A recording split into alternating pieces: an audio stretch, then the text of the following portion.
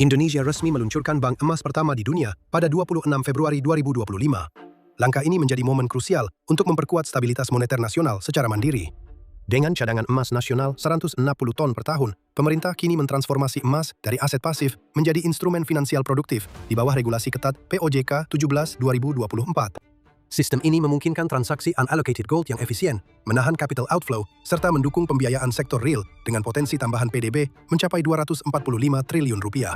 Inovasi ini bertujuan memaksimalkan hilirisasi emas di dalam negeri. Yuk pantau terus pembaruan kebijakan ekonomi ini dan bagikan pendapat kalian di kolom komentar.